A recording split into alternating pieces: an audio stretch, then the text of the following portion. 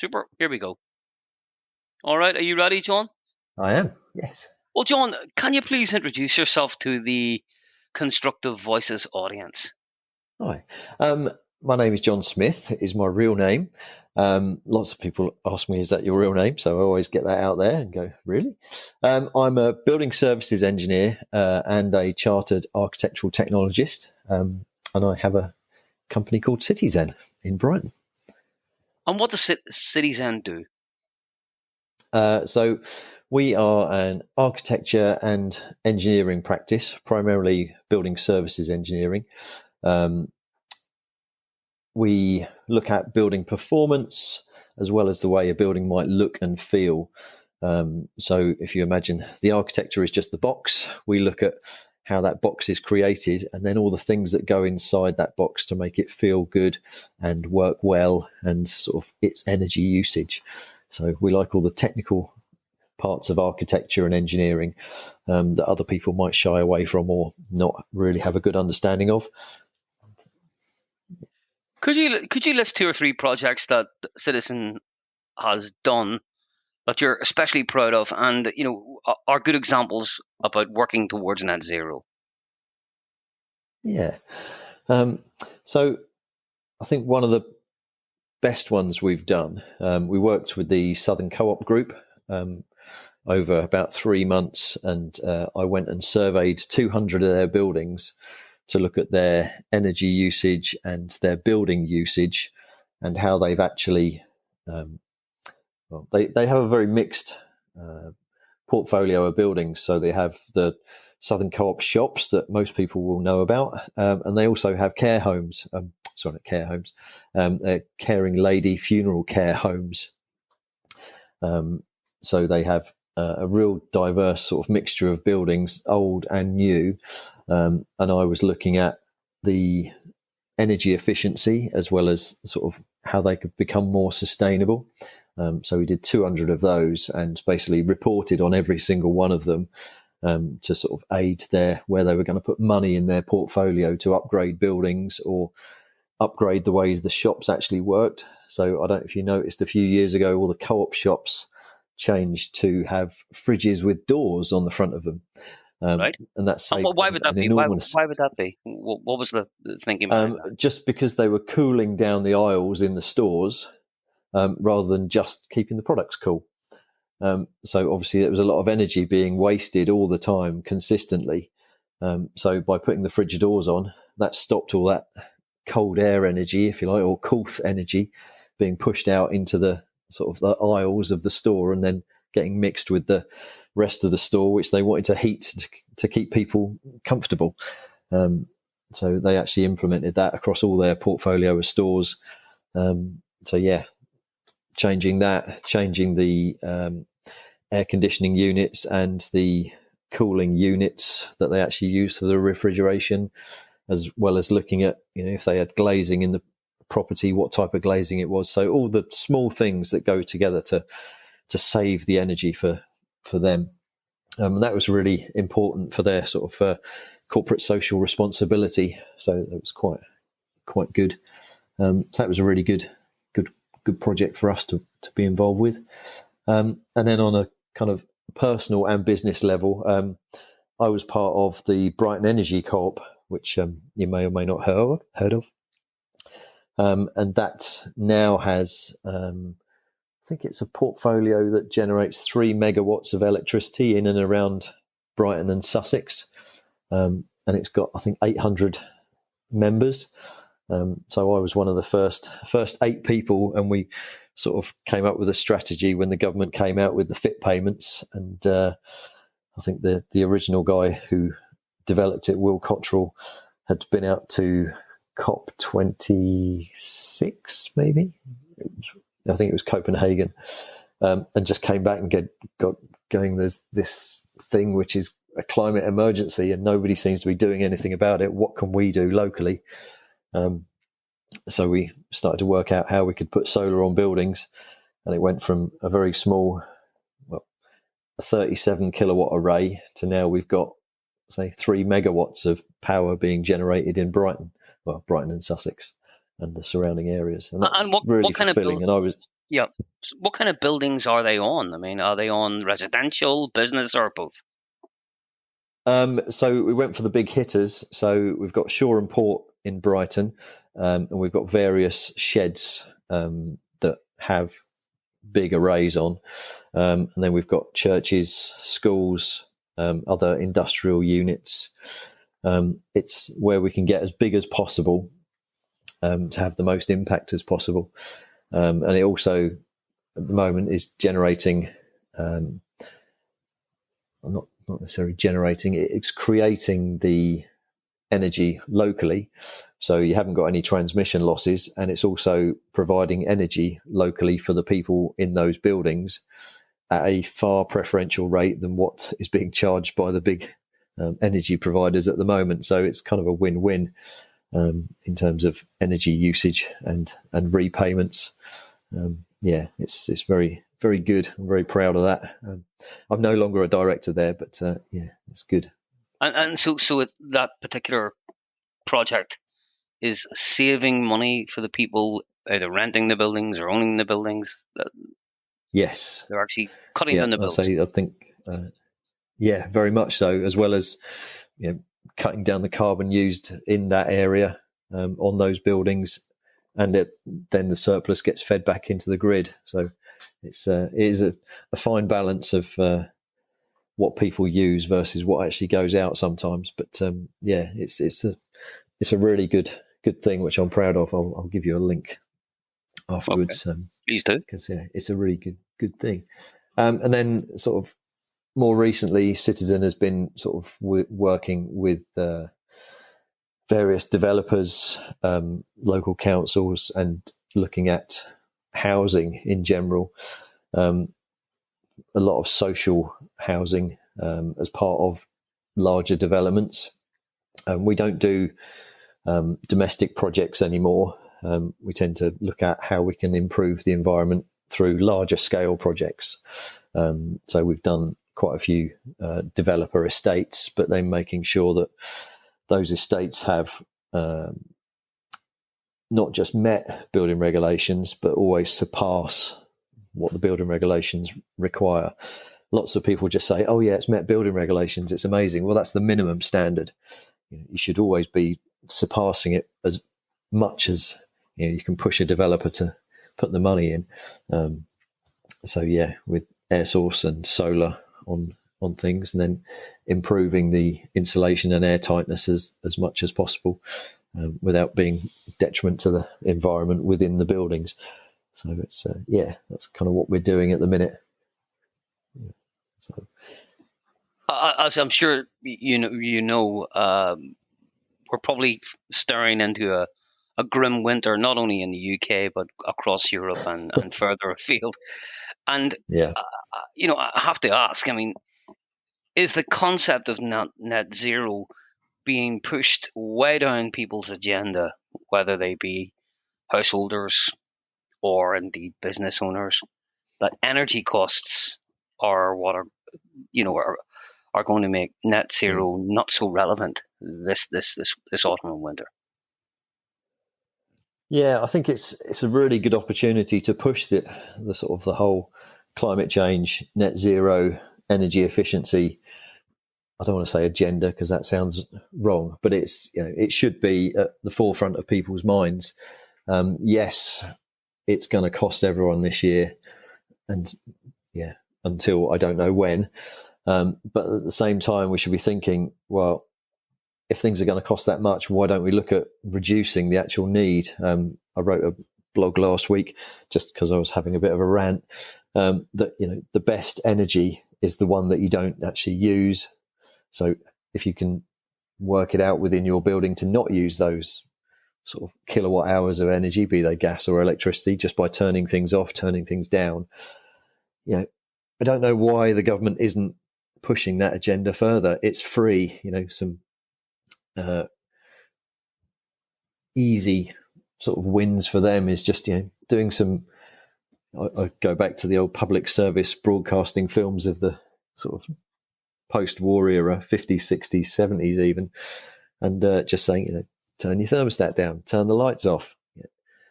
I know it's really boring and it doesn't really help with the costs, sort of the larger scale costs, but you've got to think to be able to help people just a slight amount to think, what is a kilowatt hour of energy? And that's one of the things we found in our business was people don't necessarily relate energy bills to actual kilowatts of energy to then what that is in carbon and what does that mean.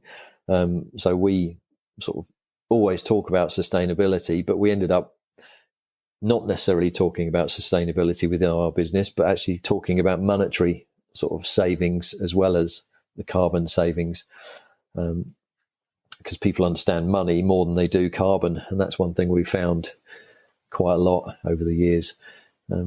So yeah, now's the time to push it more than ever, I think is the answer. And it is, it's an ever-changing world out there, and it's not getting any easier. So in your view, the actual energy cost of the living crisis makes it more imperative to have net zero energy reduction consumption at the fore. Now's the time to start people thinking about it, definitely. Because if the energy companies dropped all their prices tomorrow, everyone would just turn things back on. And that's no good for the environment and the planet.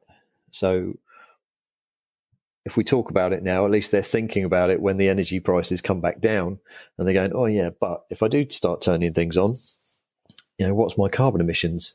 I've always been sort of not an advocate of people having an awareness of their carbon every year. I think one time in the future you might have a carbon almost carbon credits for every human life. So you have a realization of what that actually means.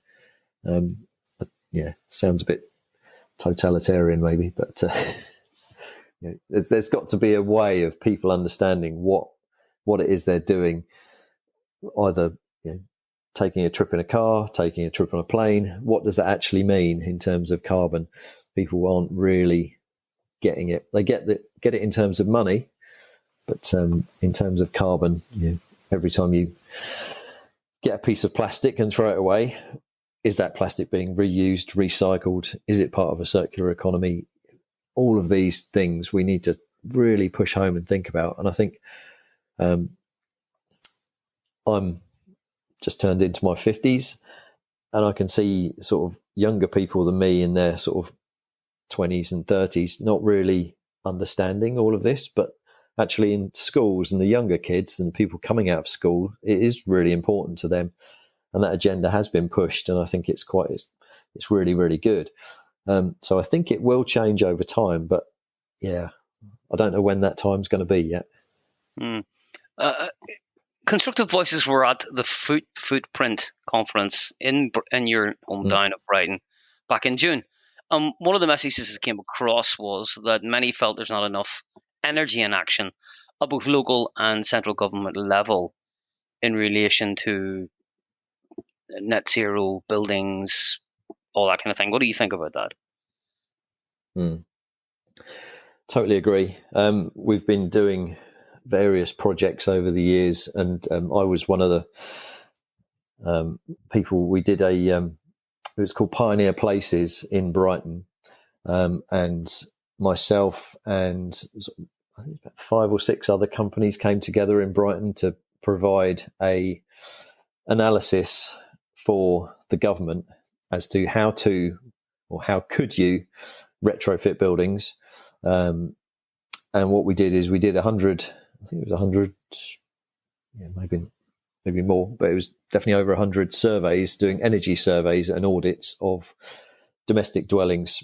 We offered it out to everybody we knew and the wider community, and it was advertised on radio and local TV and all that kind of thing. And we managed to get the people to actually take up the surveys with a view to a number of those properties would be given a free retrofit worth up to, I think it was £12,000, £14,000 at the end of it. Getting people to actually do it is different from actually saying, hey, you can have this free survey. We'll tell you what your energy usage is.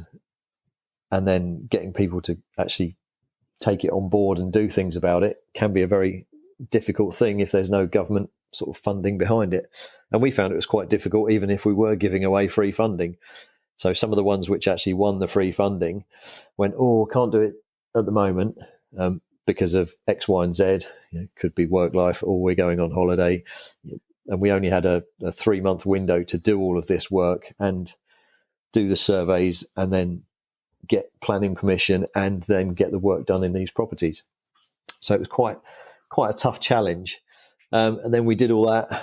We proved that retrofits could work in various different building types. We did external wall insulation, flue gas recovery on boilers. We didn't do any solar, improved air tightness, loft insulation, LED lights, all the kind of basic stuff, but with external wall insulation as well as the key one for some of the solid wall homes in Brighton. So we managed to do it all and then fed it all back to the government, and then the government literally cut the funding. And it was like, okay, so that was that. And then since then, there have been various government initiatives which have been basically drops in the ocean in terms of funding, or they've gone through the motions and said, right, we'll have retrofit coordinators and they will look after retrofits and how it's going to work. And there's various funding pots for getting training and sort of match funding and things like this. And then that got stopped and that got cut. And there's just no consistent thinking from government. Do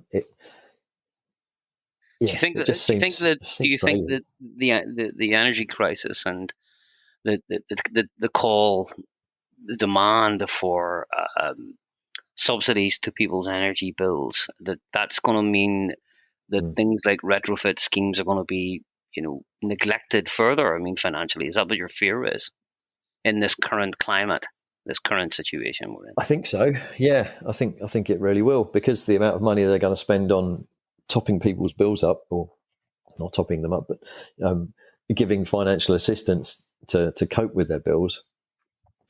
I think there is the potential for retrofits to be sort of left behind.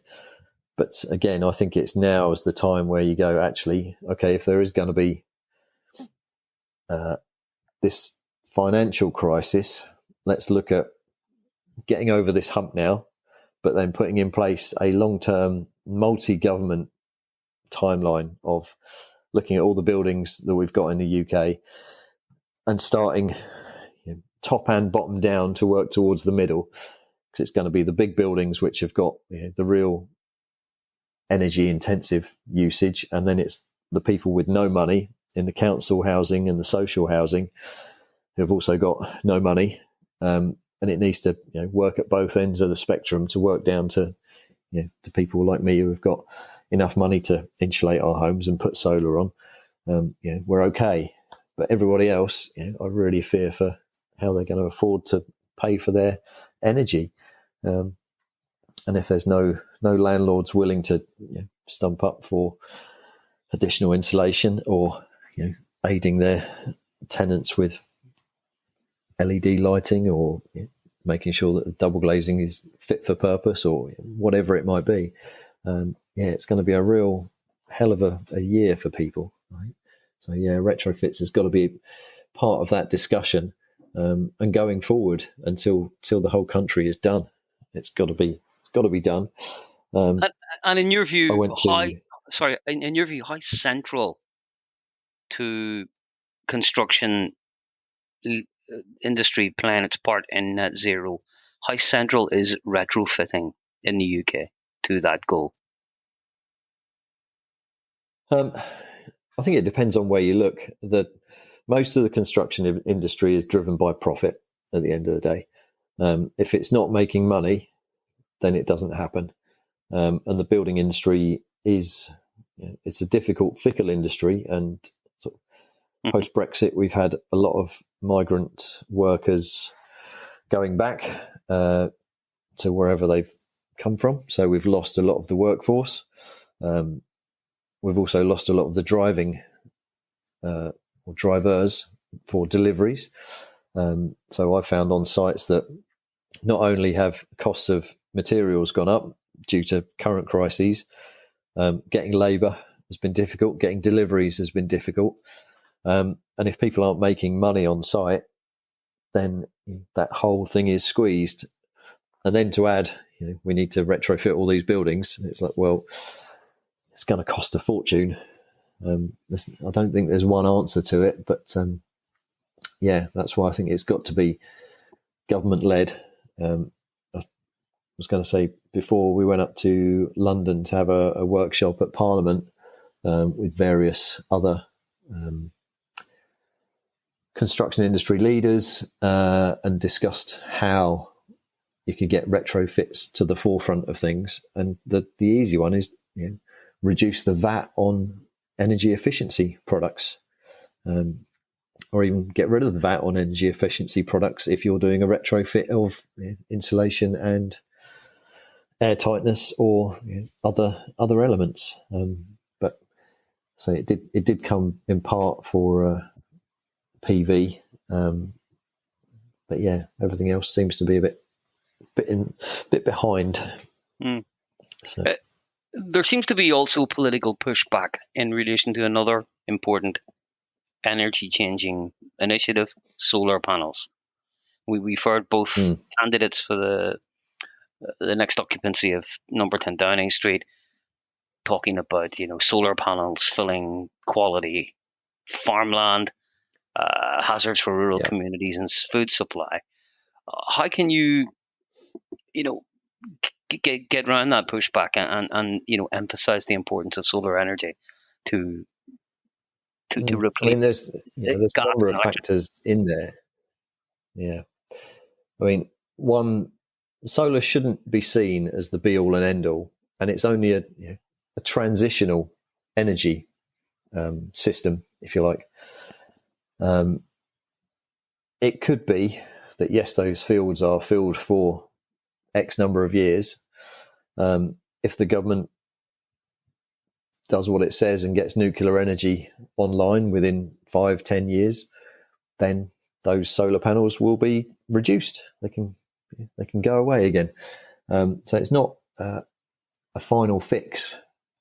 And I think a lot of the large solar arrays that are being built are the likes of pension funds seeing that it is a cheap way to generate energy and it's financially viable, which is no bad thing. But I've not seen any data around how much or how many solar arrays have been built and how many acres of farm or agricultural land have been taken out of use and what that would actually mean. Because I can understand that we do have a need for agriculture and farming and food production. There must be a good student dissertation in that somewhere as to what the cost benefit analysis of putting solar versus putting food in a field. But there is so much space available on buildings and existing unused pieces of land. Yes, if it's in the middle of the countryside and people don't see it, people don't tend to mind it. But it's does it take up agricultural land, and is that of benefit versus food? I'm not sure. I haven't got an answer on that one. I'd need to get some data. But I don't see it as a full a full and final sort of, you must put solar there, it's going to be there forever. The same with wind turbines.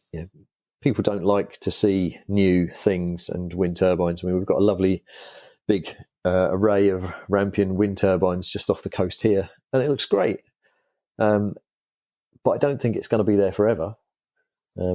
Technology moves on, and as long as it's moving on in the right direction, I don't want to say I'm pro-nuclear, but I think it's one of the only, again, a transitional period of nuclear until we get nuclear fusion, and then in the future, hopefully there'll be something else which is even better.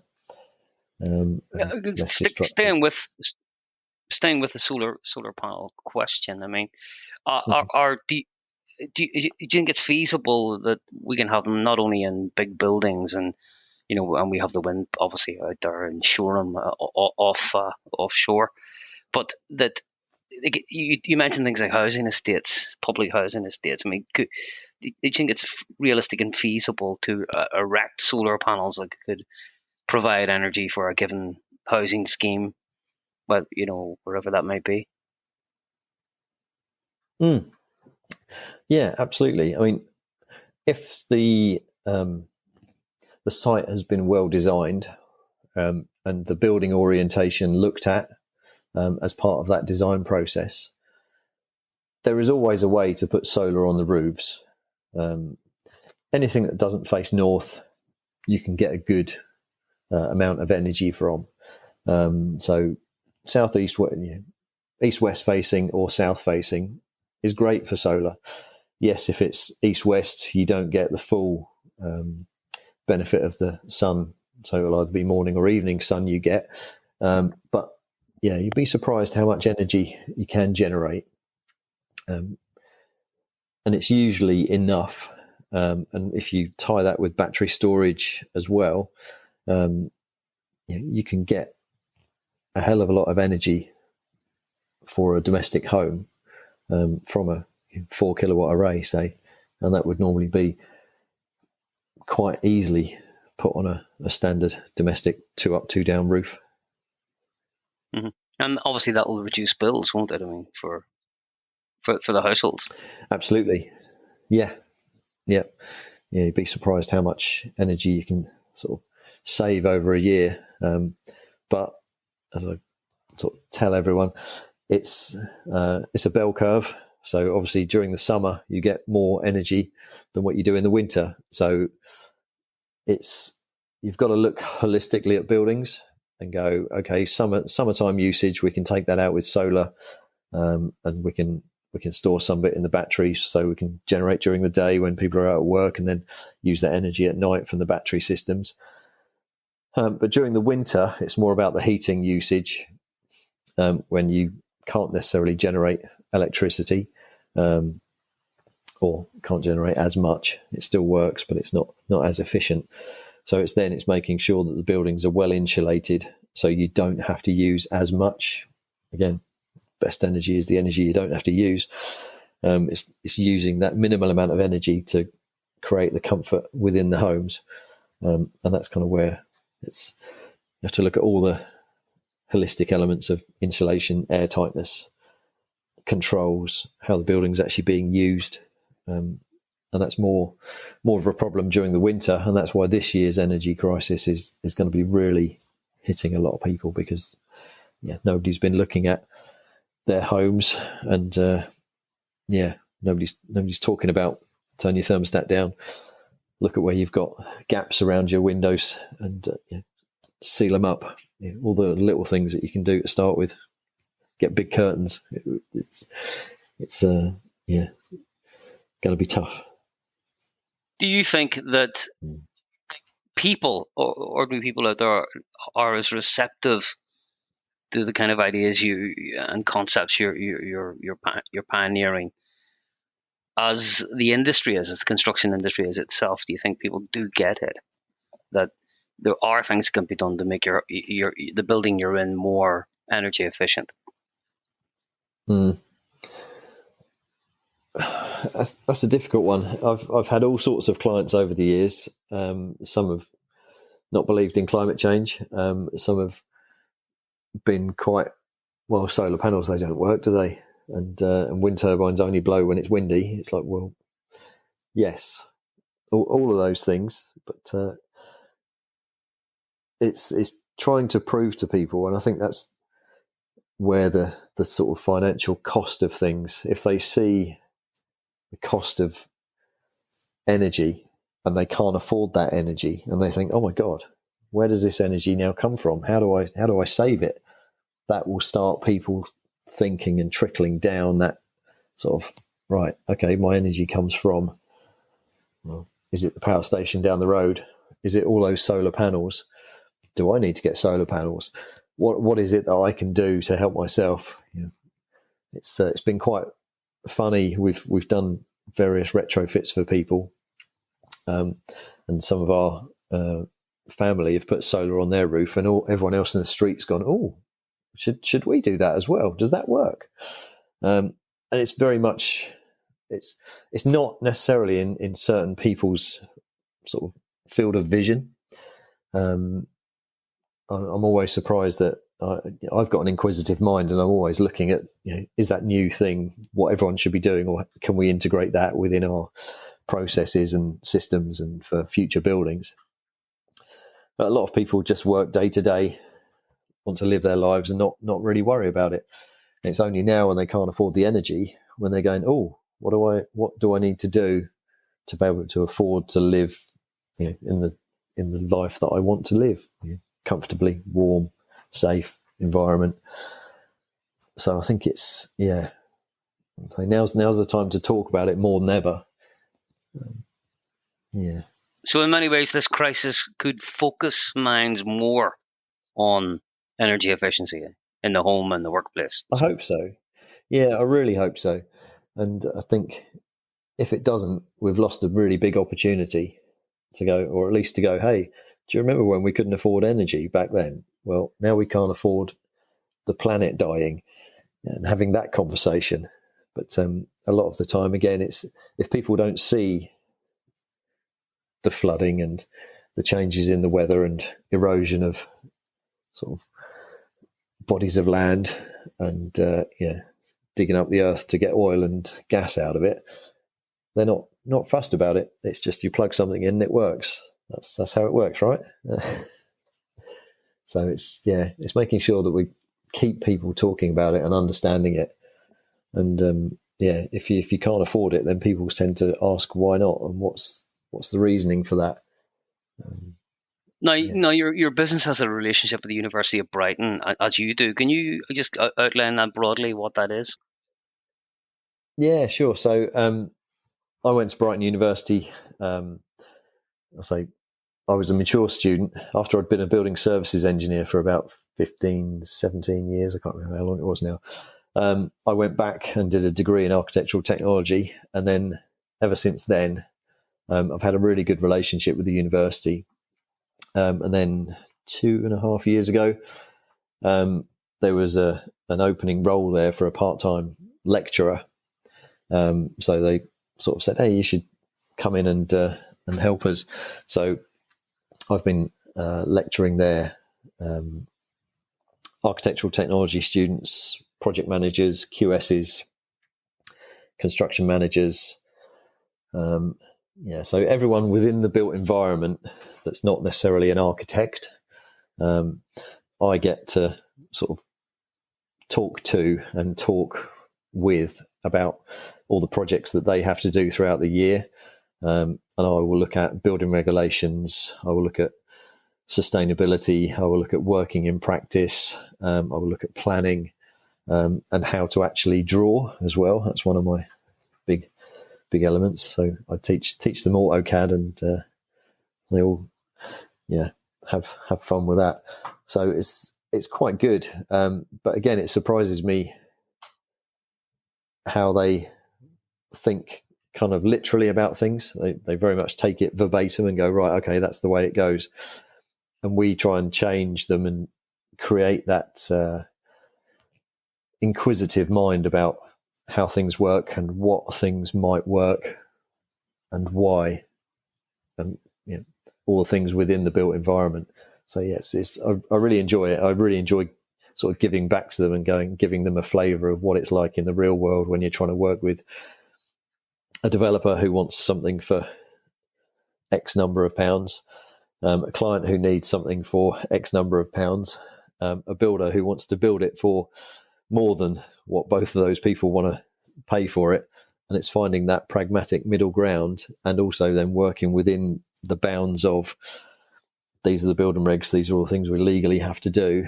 And within those building regulations now, since June this year, they've improved significantly.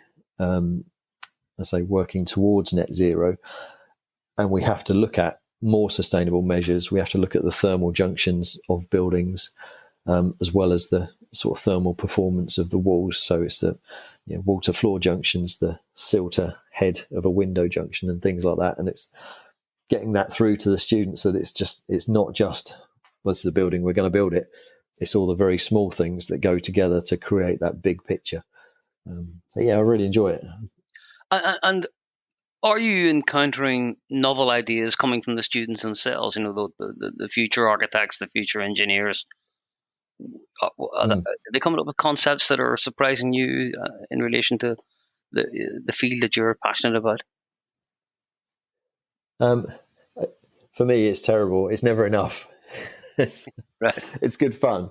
They've always got some good ideas about. We'll use all the PV that's on the roof for the landlord's services and this part of the building and this part of the building.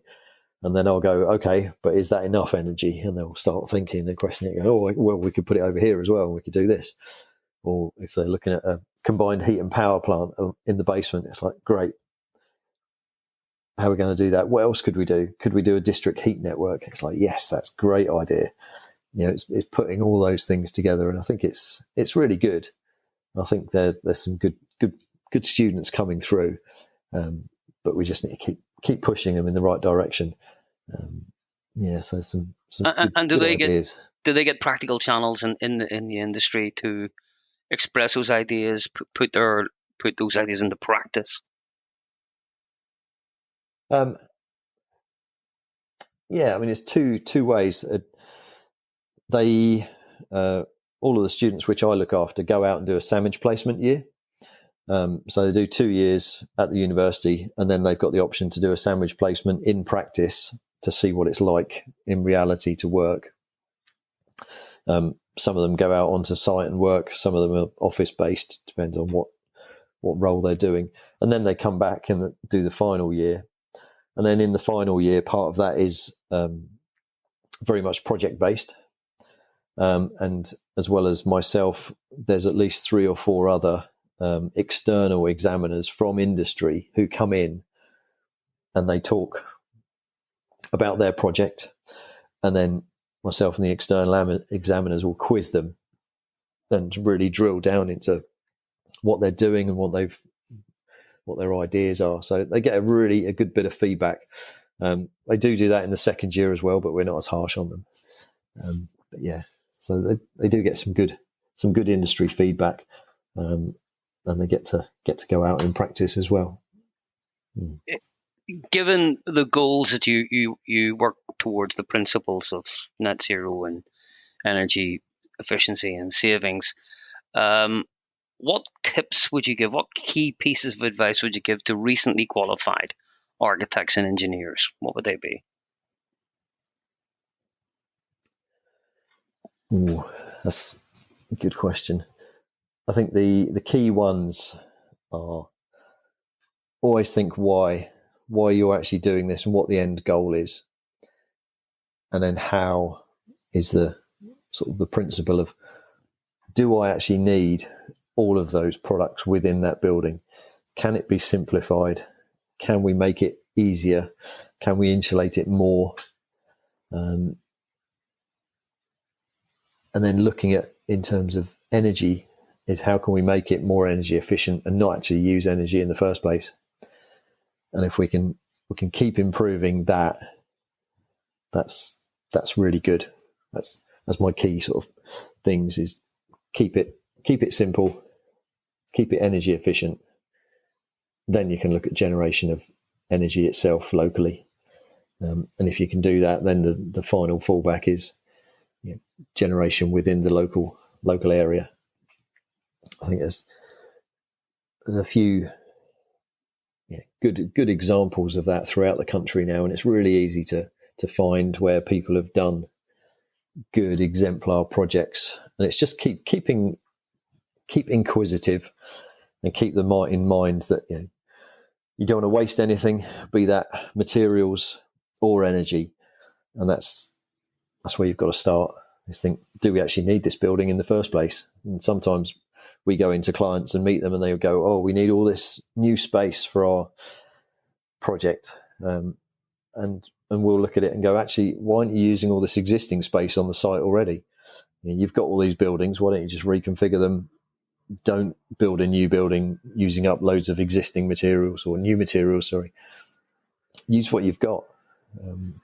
So it's keeping inquisitive and asking how can I improve this, and do we actually need it?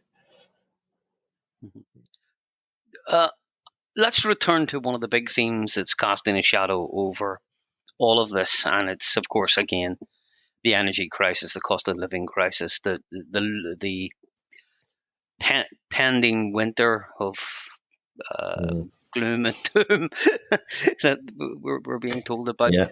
What do you say in counter to the line that net zero is all very well, but we can't afford it this year. It's not going to happen. Whilst this crisis continues, this war in Ukraine could go on for a very, very long time with its reverberations for global energy and production. So that has to be a secondary consideration, net zero. What do you say in response to that as a final kind of message? No. Why? I think it's got to be, you've got to look at it now. I mean, one of the things which when we started Cityzen, we were looking at security of supply and where is that energy coming from? Because we knew that there was going to be a government push for air source heat pumps at the time. We didn't realise that electric cars were going to be quite as big as they are as well. So we've got all this additional electrical usage coming online. This was 10 plus years ago. And we were thinking, right, we need to look at security of supply because we're getting a lot of our electricity from France and gas from Europe and beyond. How are we going to sort of equate this? What happens if? And we were pushing sort of within the Chartered Institute of Building Services Engineers and asking those questions, and nothing ever came of it. And now it's come to fruition that everybody's energy suppliers throughout Europe have been based on Russian gas and Russian oil. So it's really about looking at our country, and everyone else should be looking as well and saying, hey, how can we help each other to ensure our securities of supply? But how you tell somebody who's on benefits or disabled this year what can they do, I really don't know. And it's really upsetting in terms of how people are going to cope on the sort of lower tiers of the breadline. It's really sad. And I don't have an answer for that, but we need to just push the net zero retrofit. We've got most of the buildings in the UK are old buildings. They leak in terms of energy and air and heat. And that needs to be sorted out. And if we don't sort that out, we're never going to get to the net zero point of this is how much energy we're not using now. This is great. This is how much carbon we're not using now. This is great for the planet. So it's really a win-win, but it is a long-term thing, and it's not going to be fixed this year. And that's a really sad state of affairs we're going to be in over the next 6 months, I think. So sorry to be doom and gloom. No. Well, actually, you said you didn't have any answer, but you did provide an answer in the end by outlining the long-term answer, if you like, to all these problems. Is there anything you want to add before we wrap up? Is there anything you want to say about the company or what you intend to do next? What's the next big exciting project you're working on? Feel free. Well, we're doing lots of little interesting ones at the moment. We're doing a few school extensions, and we're looking at a number of projects sort of for local councils, which hopefully we can improve the energy efficiency of, and they're creating some new builds and some new social housing. So that's in our next few months, sort of going forward. But it's been a hard few years in terms of the pandemic, and finances have been really interesting for the whole sort of construction industry. It's been very much feast and famine for us.